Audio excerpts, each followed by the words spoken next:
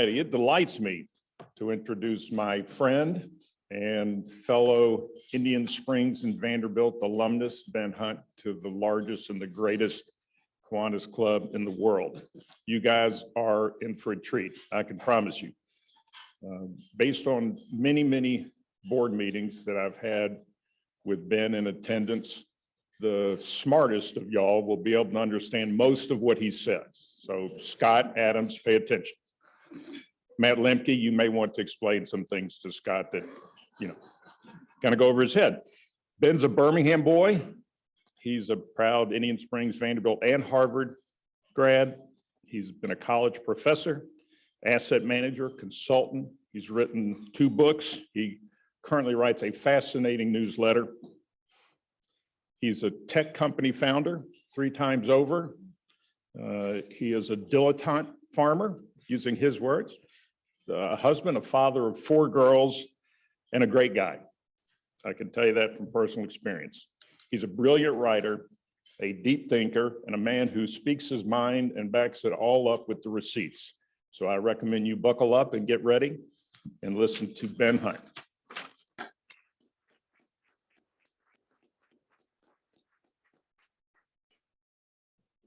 It's fantastic to be here today. Thank you for the invitation, JW and Robert. This is it's great to be back home. The talk I want to give to you today is about Wall Street cons, how to recognize them, how to avoid them, because there's a pattern to them. I'm specifically going to be talking a lot about Sam Bankman-Fried and the SBF, the FTX con, but we'll be touching on, there's a whole bevy of Wall Street cons we'll be able to cover in this talk. It's also a very personal talk for me, as you'll see as we go through this, because Birmingham is certainly no stranger to Wall Street cons itself. I'm starting this with a scene from a movie called The Spanish Prisoner.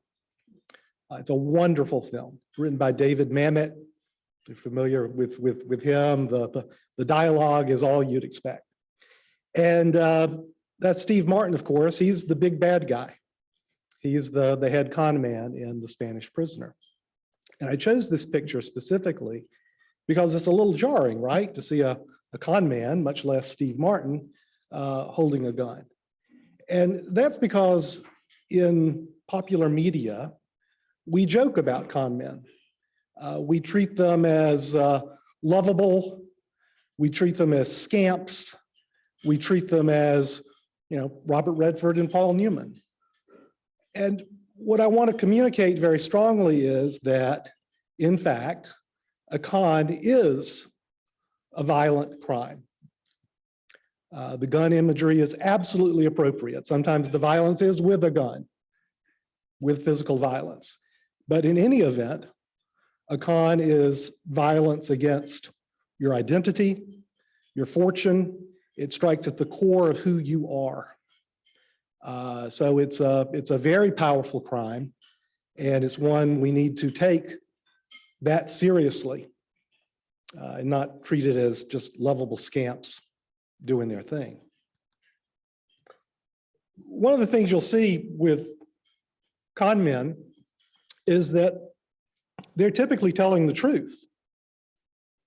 A successful con man, they know the difference between truth and lies. They don't care, right? There's no affect towards telling the truth. These are just words they use for effect. And this is true in the movie. I'll be doing a number of kind of quotes and scenes from the movie because the premise, The Spanish Prisoner, is the archetype for all the Wall Street cons you're going to run across. But this is one of the quotes. It's a dinner, a lunch that Steve Martin, the con man, is having with the Mark. And he's telling the absolute truth here, that you always do business as if the person you're doing business with is trying to screw you, because he probably is. Good people, bad people, they generally look like what they are. He's telling the truth here, but this is true for all cons. The Mark, you hear the truth, but you don't interpret it the way you should be interpreting it. Because the truth is, you'll see this when you watch the movie, if you think of Steve Martin as a bad person, everything he does looks like he's being a bad person. And that was exactly true with Sam Bankman-Fried and the FTX con that he ran. If from the outset you thought of him as somebody who was trying to screw you, he never looked like anything else but a bad guy. But because we are hardwired to respond to certain stories and certain patterns, like you see in the Spanish prisoner con, we don't recognize this. So this is some lingo we use in our newsletter and our website and the like. Every con man is a raccoon, right? So I live out on a farm, and raccoons are the bane of my existence because they're just thieves. They look lovable, we've got cartoons of raccoons and they've got the little opposable thumb and the cute little mask, and they're just murderers and thieves. That's what raccoons are. And it's the same with a lot of people on Wall Street. They're raccoons. They know the difference between truth and lies, but they don't care. So here's a kind of a rogues gallery of some of the more famous con men out of Wall Street over the last 20 years or so. We can talk about any of these in Q&A. Some of them I think you'll recognize. The guy there on the upper left, that's Mr. Madoff right there.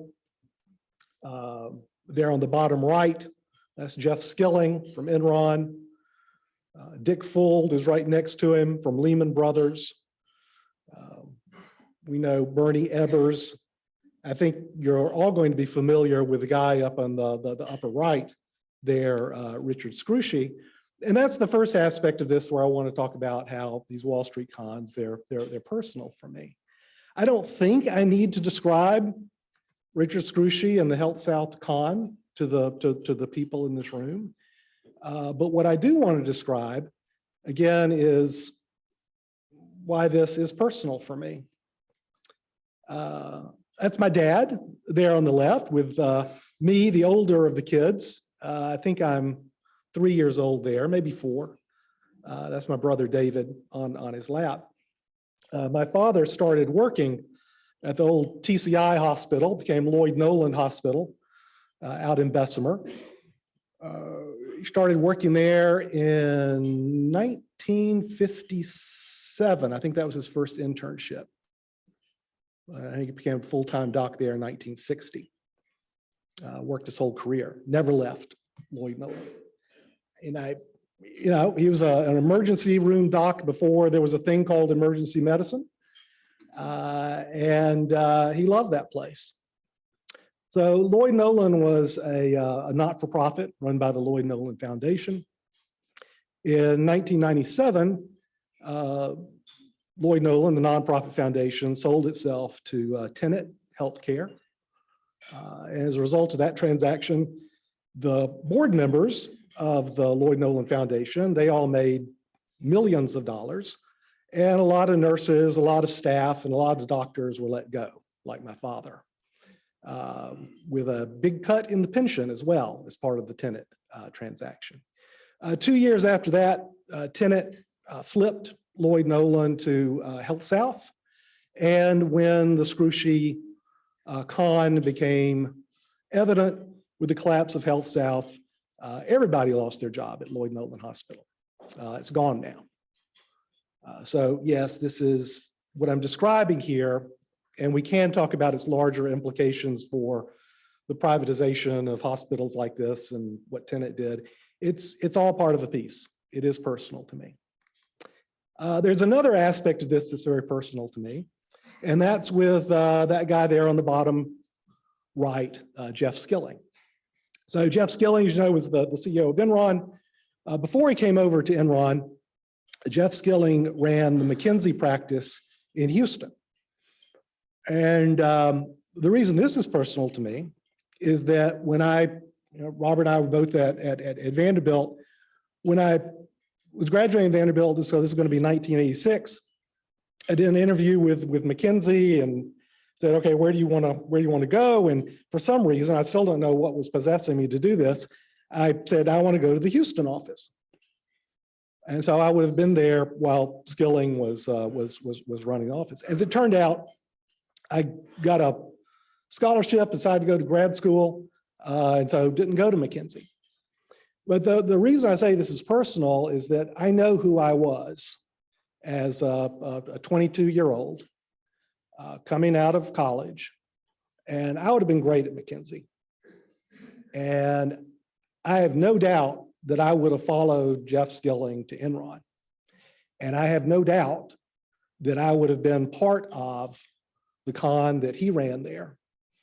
And I have no doubt that I would have, I think I probably would have gone to jail too, because I know who I was then.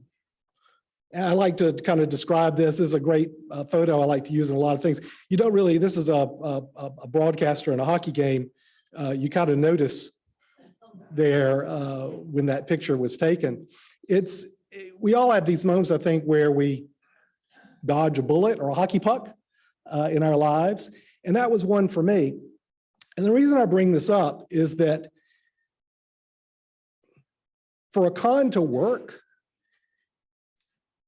you've got to be a little bit on the make yourself. The Spanish prisoner con doesn't work on a perfectly virtuous person. The Spanish prisoner con works on someone who says, I'm a little greedy too. And that's what makes all of this work. And why it's so important, I think, to recognize the hallmarks of the Spanish prisoner con, but also to recognize that inside all of us is, again, our kind of lingo, being a coyote. I'm a coyote. I think most people in this room probably are. You know, a little bit on the make. At least there's an aspect of your personality there, and a little bit too clever by half. Because this is another great quote from the movie. This is the Steve Martin, the con man, making a deal with the lawyer. And this is the lawyer's statement. It's absolutely right. It's what makes these cons work. We are human, and as humans we dream, and when we dream of money. Cons don't work on a perfectly honest person. So this is the Spanish prisoner con as it's described in the movie. And it is, in fact, the oldest con in the world. The fellow says him and his sister, wealthy refugees, left a fortune in the home country. He got out, girl and the money stuck in Spain. Here is her most beautiful portrait. He needs money to get her and the fortune out. Man who supplies the money gets the fortune, gets the girl. That's the premise. And every Wall Street con that I was showing you earlier is this put into more modern form. So let's go through this a little bit. Here's the first step of the Spanish prisoner con. The sharp, by which I mean the con man, the guy running the con, is usually a guy. You gain the trust and access to the mark by use of an emissary. Right? You never meet the con man directly. You are always pleased. You are always thankful that you have the opportunity to meet the con man. Right? It's never someone coming to you and saying, hey, I've got an idea about something. It's you working, the emissary makes you interested, and it plays very hard to get. And finally, you get access to the con man, and you're so grateful. You're so grateful. And that's what makes you hear the truth in a way that you're not thinking of him as a bad guy. You're not thinking of him as someone who's trying to screw you. Because if you did think that way, nothing that happens would make you think that he was anything else but a bad guy. This is step one. And that's what Sam Bankman-Fried did. Right? He had lots of emissaries. When you see Forbes magazine or Fortune magazine with the guy's face on the cover, the magazines are an emissary.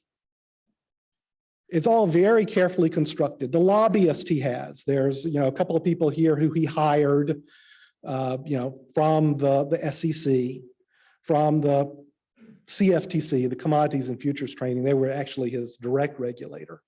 So this is why you hire people from these regulatory organizations to be your lobbyist.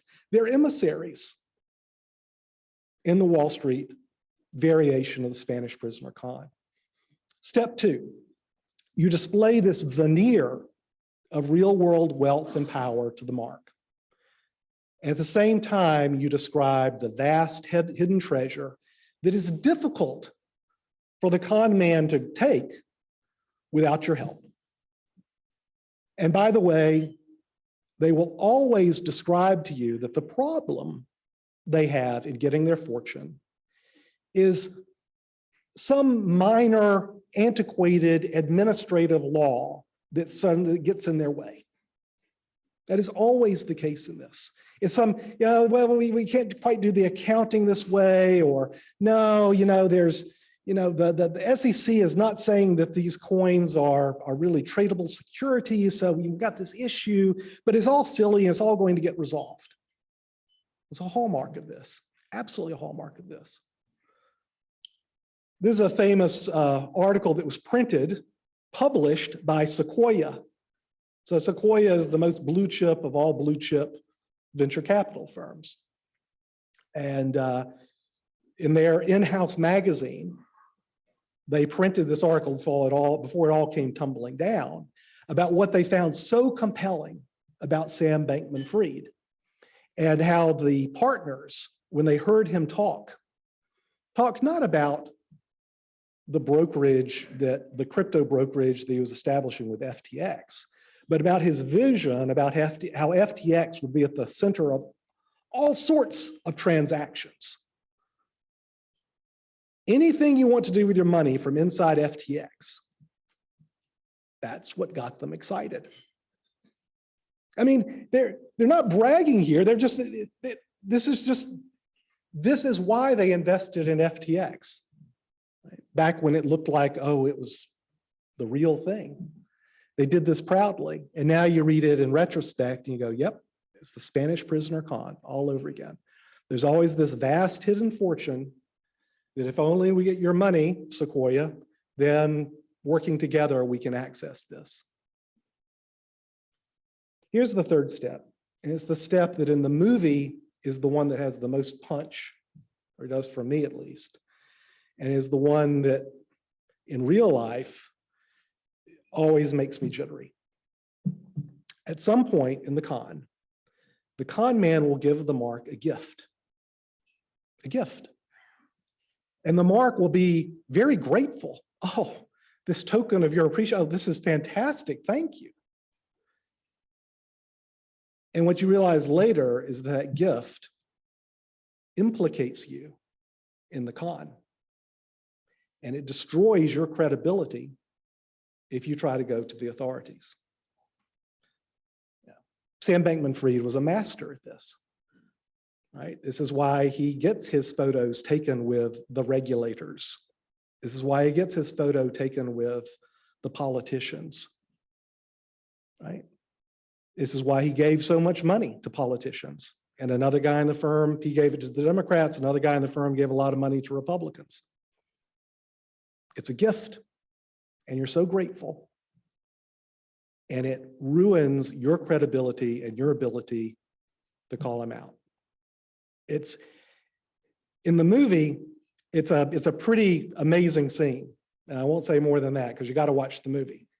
But the third step, and it's the one, I find that has the most psychic punch, is you'll receive a gift from the con man. And you'll be so thankful at first. But it will absolutely, it's not a real gift. And then step four.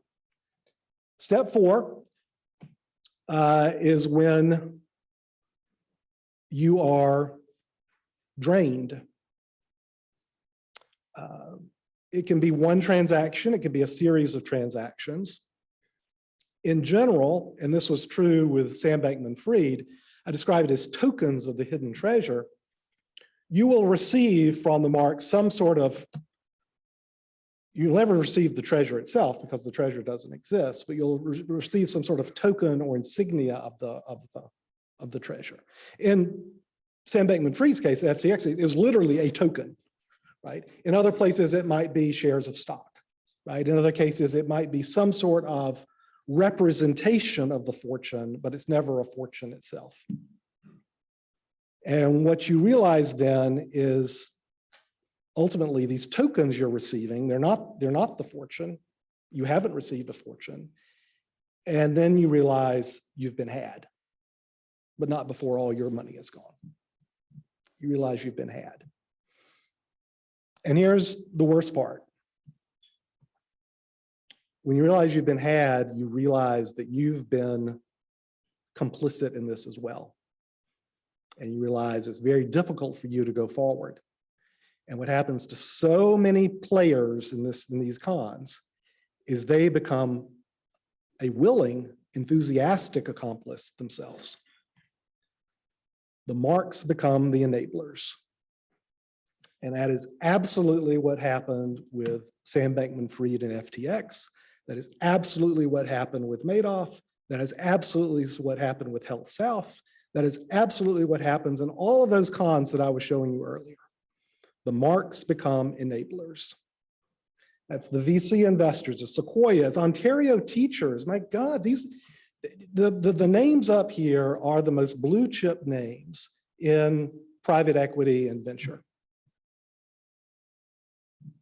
The regulators here, those are 4 senators, 2 of them are Democrats, 2 of them are Republicans. They sponsored what has been called the SBF bill, the Sam Bankman-Fried bill, that if that had passed, would have made his fraud impossible to catch. Impossible. I don't have the SEC up there because actually, I know this is kind of crazy for a lot of people. I think the SEC and their leadership they come out of all of this particular con looking actually pretty good. They didn't give Sam Bankman-Fried what he wanted. The CFTC, however, which is their primary regulator, they don't look good at all. And that's the flag of the country of the Bahamas right there, where most of the offshore entities were based. The real thing I think where this really hits all of us here and kind of recognizing the cons though, and I want to talk about this a little bit more, what I'm describing is the feeder funds. All right, these are the vehicles through which retail money, client money, money from people in this room would have been raised to play a part in the con. All of these entities were victims of Sam Bankman-Fried in one respect, and in a much deeper respect, they became enablers and part of the con as well, every single one of them. And my attitude for all of these people is another movie that I love, movie Casino. My attitude towards all of these people, the regulators, the investors, the feeder funds, all of whom are going to claim they were victims here. This is the quote I like.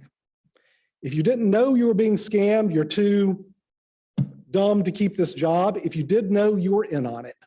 Either way, you're out. Get out. Go on. Let's go. My friends, that is absolutely my view about everyone on this page. Right? I don't know how, I certainly wouldn't do business with any of them. But the problem is that it's endemic now. There's so many of these cons, this one just happened to get caught. But here's how it's going to play out for a lot of people in this room. You're going to get an email much like this. This is an email I received. I've blanked out the names. I can tell you who they are if you want to, but everyone in this room is in the business of investing money, either your own money, other people's money, managing client money. You get emails like this. There's a big prominent Wall Street firm saying, hey, we've got a great opportunity for you to invest in BlockFi, one of these feeder funds here. You know, they're going to go public in 16 to 18 months. Yeah, we're only taking a 4.3% upfront placement fee with a 20% incentive fee. It's crazy stuff, right? But these are the kind of emails I suspect a lot of people in this room get, if not every day, every week, and every month. This is how it comes down to us, how the cons come down to us. What do we do about it? Well, the first thing we can do is we can actually follow Steve Martin's advice as the con man and the Spanish prisoner. Always do business as the person you're doing business with is trying to screw you, because he probably is. That seems like kind of an It's very true, but it's also kind of a sad way to go through life, though. The reason it's true, though, is that we are literally hardwired to believe a well-told story. Let me see if I can go back and make this video work. This video that I've got here for you, these are neural cells that are forming a cluster. When I say that we are hardwired to believe a well-told story, I can't get that. I'm not going to try. Anyway, there's a video here that actually shows the neurons forming the cluster. And this is happening in each of our brains. There we go. Oh, brilliant. This is happening in everyone's brain right now. This happens that when I say that we are hardwired to believe a well-told story, I really mean that we are neurally hardwired. We have clusters of neurons in our brains that are designed to respond to specific linguistic cues. In fact, most of our brain is designed to accommodate language, right? It's what we see, and it's the language that we have. That's how the human brain has evolved over several million years now. We are a symbiote with language, and we respond just like an ant responds to the pheromones of its queen. We respond to language and the patterns of language that are used for us. The only thing that gets us around that is an immersive personal experience. Otherwise, we perceive the world through this set of story arcs, through the set of narratives and scripts. I've got a lot of examples of this, right? But I'll just say right now, big tech knows this, right? This is the foundation of Facebook. This is the foundation of YouTube. It's all based on weaponizing these narratives and these words so that we're given recommendations from a machine, an algo. We're hardwired to respond to it exactly the same way we're hardwired to respond to the stories we're told in the Spanish Prisoner Con. I watch a lot of TV. There's more than 600 episodes of Law and Order out there. I haven't seen all 600, but I've seen a lot of them. There are only 12 scripts for Law and Order. There are only 12 scripts. In every episode of Law and Order, every single one, it's a 3-act play, right? So in fact, every movie you've ever seen from Hollywood, every scripted television show is a 3-act play. In fact, type your favorite movie in plus 3-act play, and you'll get the imagery. We'll plot it out for you. Every episode of Law and Order, halfway through Act 1, you're introduced to a seemingly tangential character. It'll be a neighbor, it'll be a family member, or the like. That character will be reintroduced at the beginning of Act 3 as the linchpin for the end of the show. Every single episode. Usually that tangential character is played by a character actor you might recognize. So you can say, hey, I know that guy. Right? Every single episode follows that pattern. Every movie has what's called a MacGuffin, an object of desire associated with it. That MacGuffin is introduced again about halfway through Act 1. There's a set of what's called rising action, and at the beginning of Act 3, you begin the declining action. Every script is done that way because it works. We're hardwired to respond to these stories. And our only antidote to that is to find these immersive personal experiences that provide a foundation for trust beyond narrative, beyond script, and beyond the algorithms that drive so much of what we consume. There's a great book, a good movie, and a great TV show about high school football in Midland, Texas, which is to mean it's about life. And if you're familiar with the show and the book, You know, there's I'll call it the catchphrase that the coach uses talking to the team. Clear eyes, full hearts, can't lose. That's what I'm talking about here. It's clear eyes to be aware of the structure, the script of the Spanish prisoner con, and understand, we can talk about financial innovation and how it's always used to either securitize something or apply leverage to something. That's it. And how you can use that and think about that. It's clear eyes, it's seeing the world clearly, but then it's full hearts. It's finding your pack, whether that's your family, whether that's your friends, right? Who you have these personal experiences with, real life experiences with. That's the only thing that can get us through or away from the scripts and the narratives that we are hardwired to respond to. Do that, and you'll avoid these cons. And I really think you can't lose. I love talking about this stuff. I love writing about this stuff. That's the site where we publish materials like this. There's, most of it's there for free. That's my email. Please contact, I'm happy to talk more about this or the other ways to try to think about the world and the narratives and the scripts that we're immersed in. I think, though, that leaves us with a few minutes, right, for Q&A, for talking about either anything I've covered here, either the Sam Bankman-Fried FTX fraud, the structure of Spanish prisoners, whatever we'd like to talk about in this regard.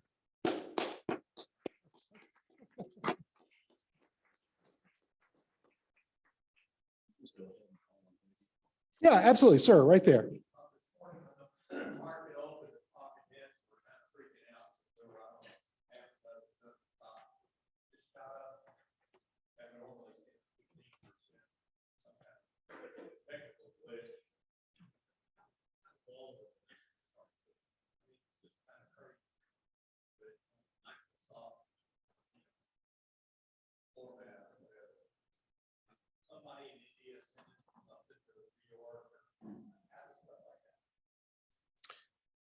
So this is what we do at our firm, right? So we're an investment advisor and consultant and the like, and what we try to measure, and it is measurable, are the stories that we're told. And what is,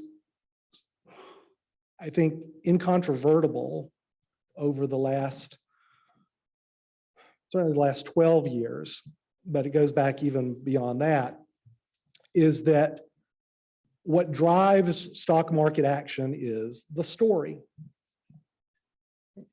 And one of the most powerful stories is when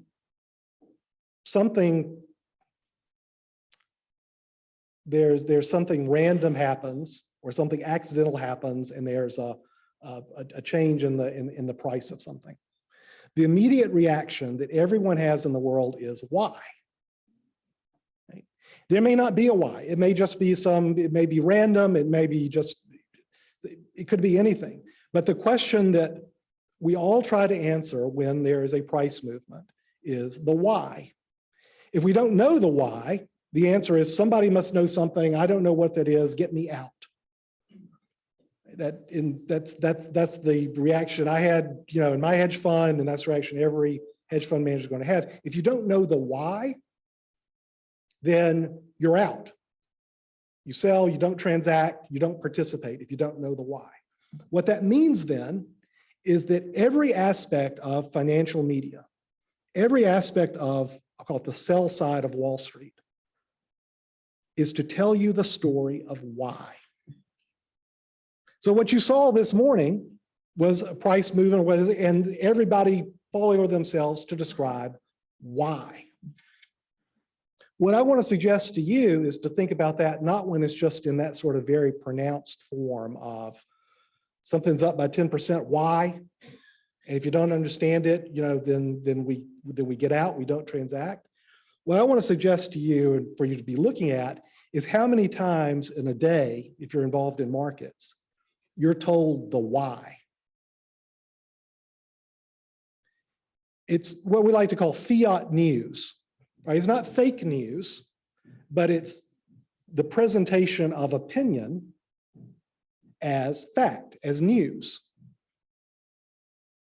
So every broker report you get that says, oh, we think this is an attractive stock because, and they tell you why. Here's our thesis on this. This is the why. Bank stocks are up today. Bank stocks are down today. Kramer comes on and tells you why. CNBC is in the business of why. And the articles you read in the Wall Street Journal, they're in the business of why. And the thing is, they're going to tell you why, regardless of whether that has any bearing on reality. And here's the scariest part is, you're going to believe the why. You're hardwired to believe these stories of why in the absence of really knowing that particular company or being involved in that particular episode. What this is called is so Michael Crichton, who invented the techno thriller. Right, so Michael Crichton, his first book was The Andromeda Strain. He wrote Jurassic Park, Westworld. He went to Hollywood and made all these movies as well. Very successful guy. He had a friend, his name was Murray Gell-Mann, who was very famous in the world of physics. Murray Gell-Mann discovered the quark, or at least named it, right? The subatomic particles, that was his thing. They were an odd couple, they were friends. And in this story that Michael Crichton used to like to tell, they would talk about the world together. And one day, Murray Gell-Mann asked a Hollywood question of Michael Crichton. Said, I saw this movie, I saw in the Hollywood Reporter, this was going on with this movie, is that right? And Crichton said, no. Everything about this article is wrong. It's all wrong. They got the facts wrong, they've got the causality wrong, it's just terrible. And Mary said, oh, well, that's good to know. And then Crichton turns around and says, hey, I was reading this article about physics in the New York Times. That sounds like it's really interesting discovery that was made. And Gell-Mann said, oh my God, no. That article it was ridiculous. It was completely wrong. It had the facts wrong, it had the people wrong, it was just nonsense. And that's, as Crichton says, when they both realized, and they call this now Gell-Mann amnesia, is that you will read a newspaper story or you'll listen to CNBC talk about something you know a lot about. And you'll read that article and you'll say, oh, that's ridiculous. They got this all totally wrong.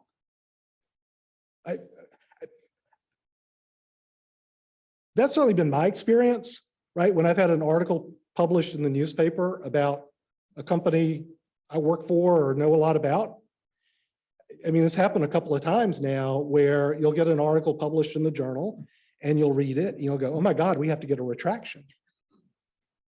I'm willing to bet that there are a lot of people in this room that have had a similar experience. That you see something published and it's a company you're very involved with, you know all the facts, and you read the article and you think, this is all wrong, we have to get a retraction.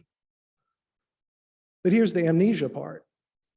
We turn the page and we read an article about something we don't know a lot about. And we go, that's interesting. That's Gell-Mann amnesia. And that's what happens every day on CNBC. Not necessarily, about the kind of shocking events, right? Like, oh my God, the stock's up, why? Let's get somebody on who can tell us why. If you know a lot about that particular stock or what happened then, I promise you, you would listen to their explanation and you go, oh my God, that's so wrong. Why are you saying stuff like this? But then you'll wait 5 minutes and somebody else will come on to CNBC to talk about something you don't know a lot about. And you go, that's interesting. That's what we have to resist, right? And that's why I say that we have to know that we are hardwired and susceptible to these stories, to the telling of why, the patterns of why, and that we need to find more activities, particularly if you're going to put your money or your reputation into something. It needs to be something that you really have this personal experience with so you can get past the narratives. Yes, sir, right there in the middle, and then I'll come here. Yes, sir. You, yes, yes, that's right. So sure, the question is, what sources of financial news do you find credible? And the answer is, none of them are credible right? But all of them are predictable, right? They're not bad people. I know so many people in the media, right? They're not trying to lie. It's not fake news. It's not publishing a lie. It's publishing a story. It's publishing a script. It's publishing a narrative, a story arc of bad guys and good guys and heroes and villains. That's what it is. And it's not even necessarily intentional. It's just if you're an effective journalist, you tell the story with a script and a story arc. So I read everything that everyone else reads. I think read it differently. What's so critical in everything you read and everything you hear is to maintain what I call critical distance. It doesn't mean to criticize. It doesn't mean saying, oh, you're a liar, or you're wrong, but it's not to take it into your heart, to realize that I'm hardwired to respond to the story arc of this, and I need to maintain some sort of critical distance before I give my heart to it, much less my money. Right? So that's the answer. But you have to understand what the business model of not just of media, but all of Wall Street is. The business of Wall Street is to get you to transact. And to get you to transact, they must tell a story. It must be a story arc that you say, oh, I get it. That's what it all is. Every bit of it. Every broker report you receive, every recommendation, it's a story. It doesn't mean you don't do it, but it means you recognize it as a story. One second, I've got this gentleman right here with a question. Yes, sir. If there's any correlation between the national shutdown of our airlines and the dramatic increase in Bitcoin, meaning money might be been paid via Bitcoin. Oh, right. Yeah. Short answer, no, I do not. Now, what I also believe very much is that it is not a real market in Bitcoin. There is no market in Bitcoin, right? It is entirely a, manipulated makes it sound too, I don't know if it makes it sound too evil or too nice, right? But it is not an actual market in Bitcoin. That doesn't exist. The best example I have of Bitcoin is it's a network of, and I don't mean to disparage used car dealers if they're in this room, but I'm using this in the colloquial sense. The market in Bitcoin is a network of used car dealers, right, where the internal knowledge, the knowledge that a dealer knows about those used cars, it's a market in lemons, essentially, is what Bitcoin is. And so that you're right in the sense that whatever is making the price go up or down is not visible in the ordinary narratives or the popular press. That I agree with, but I don't think it was connected with, oh my God, we have to pay a ransom in Bitcoin to whoever shut down the FAA system, if that helps. Personal view. Here and then over there.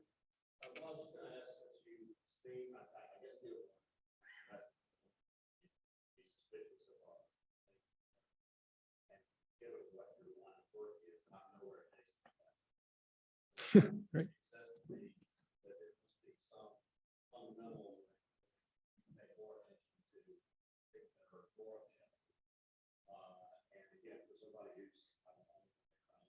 Yep.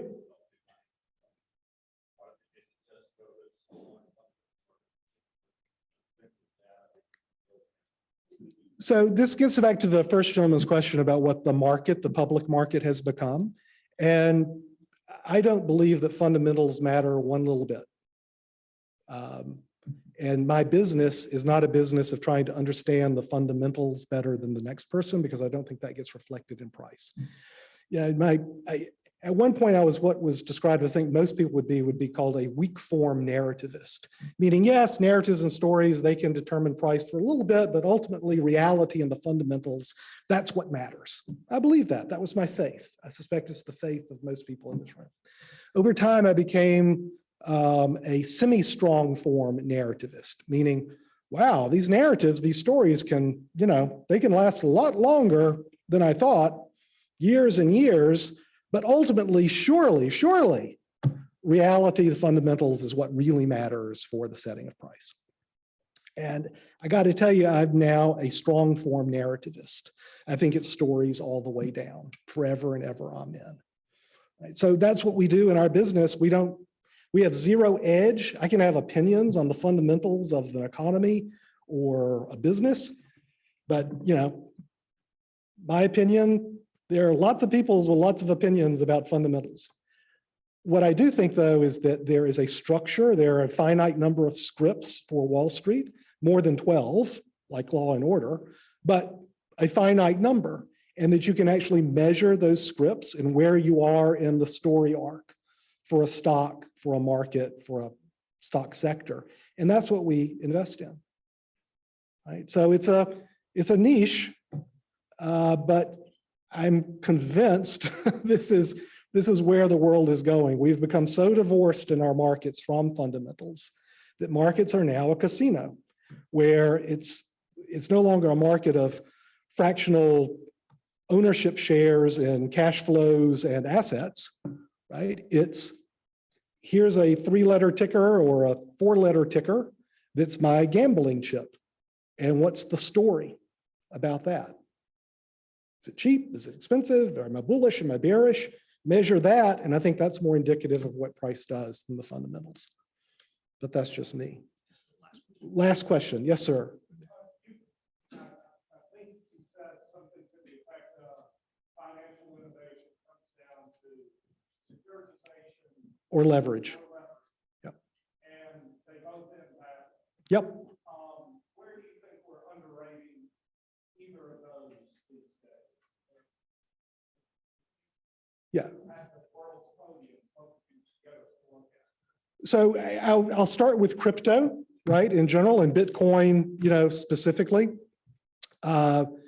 There is a technology there, blockchain, distributed trust, I get all that.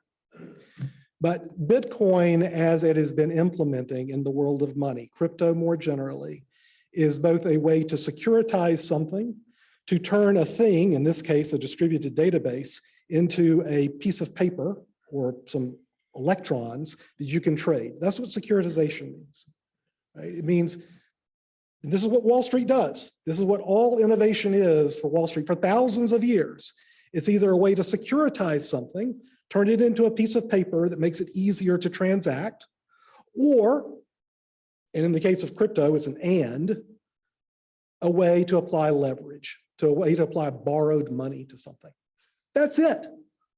Everything you're presented as being, oh, this is some new financial innovation, you need to look through whatever the story, whatever that veneer is, and ask, is it a new way to securitize something, or is it a new way to apply borrowed money to something? Both of those have very specific rules and laws associated with them. And con men will tell you, oh, don't worry about that, that's antiquated and doesn't really apply here. What I promise you is that when you're presented with financial innovation, it hits head on to either a law about securitization or a law about leverage. And you need to take that really seriously. That was actually a pretty good one to end up on. All right. Thank you very much. Thanks, everyone.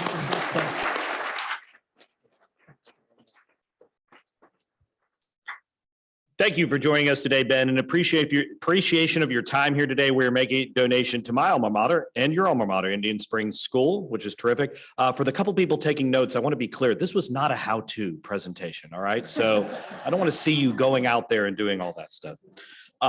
We look forward to seeing you next Tuesday for speaker and fellow Kiwanian and executive director of Alabama Appleseed, Carla Crowder, with Ronald McKeithen as they discuss second chances, how Alabama can be smart on crime this legislative session to address its costly prison crisis. This is a phenomenal story, and I'm really looking forward to having Carla here and Ronald here next week. I hope you will join us. Otherwise, we are adjourned.